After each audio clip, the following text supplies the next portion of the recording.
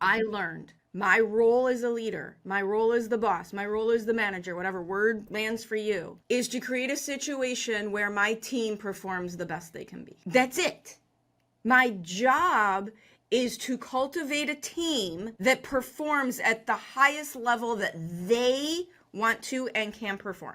And as always, Build Your Team is brought to you by Client Attraction Pros. Hey, it's time that you become the thought leader of your industry, and we're going to help you do that and make it fast, easy, and fun.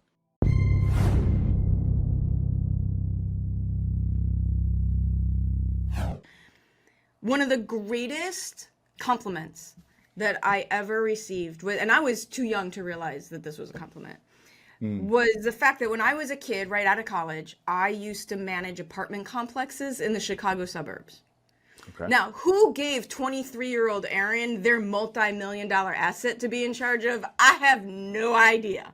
But here we were.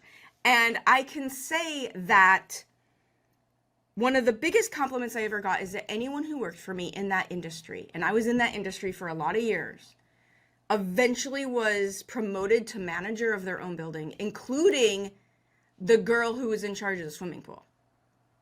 Like every assistant manager I ever had, every leasing agent who worked in my team, the pool manager was promoted eventually to managing their own building. And then I look at my corporate experience.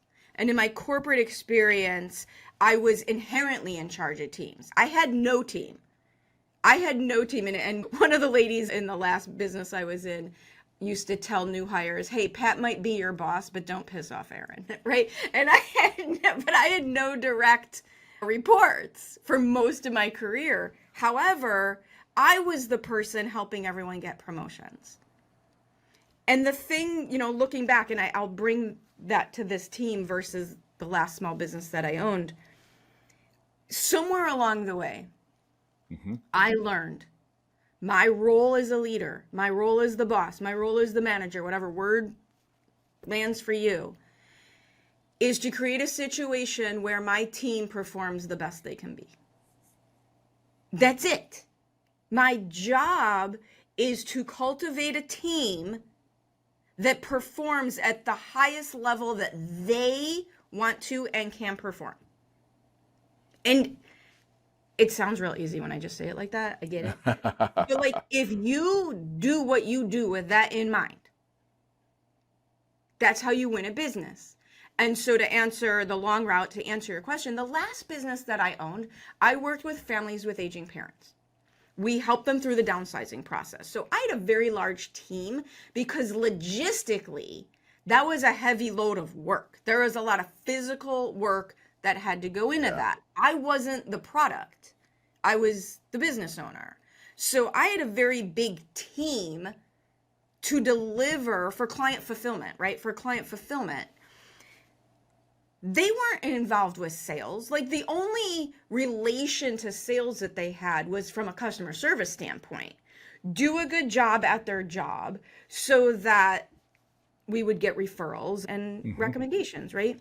But this job is different because the other thing with that job is my phone never rang unless the person calling me knew they had a problem. Like think about that in sales. Imagine your sales as a business owner if the only people who call you already know that they have a problem, like a plumber or an electrician. Like they already know they've got a problem. This business where I'm a business consultant is so different. This was one of the hardest things for me to learn, was to handle a much lower closing rate, right? That was not normal for me, right? But I am now talking to so many people who may or may not be interested in hiring me, who may or may not realize what their problem is behind the pain that they're feeling. Right. And I'm the product. I'm the face of the business. I am essentially the product.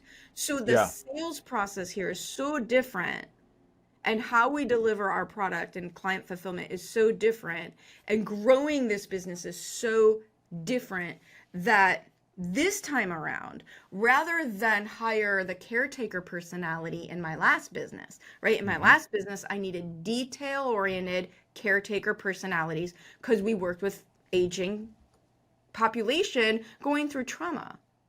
Now I got to hire a bunch of hard asses who are willing to tell you like it is so that you're much more willing to do the things that you need to do to get to where you want to be. However, there still has to come with empathy, Hmm. right? There's a different requirement here. And because I'm now the one doing the majority, not all, thank God, of client fulfillment, I can't do all the other roles. Right. Right? So this time cultivating a team, I've had to find people with an entrepreneurial spirit of their own, with a drive to create something bigger than they are. Because I will promise you, as a small business owner, if you are driving to create something, you will do much, much, much better than if you're quitting your job to have your own thing because you got a chip on your shoulder and you're mad at the world. Like, Yeah. you can't create from a place of pissed off suffering. It just doesn't work. So I've had to intentionally cultivate a group of people who do not need me to babysit them, who are driven in their own right. Hmm. So while my responsibility is the same, cultivate and gather and do what I can for a team so that they can be their best them, the people on the team are completely different than in the other businesses or in corporate, from a personality profile, from Yeah. what they're good, all of the above. And as always, Build Your Team is brought to you by Client Attraction Pros. Hey, it's time that you become the thought leader of your industry, and we're going to help you do that and make it fast, easy, and fun.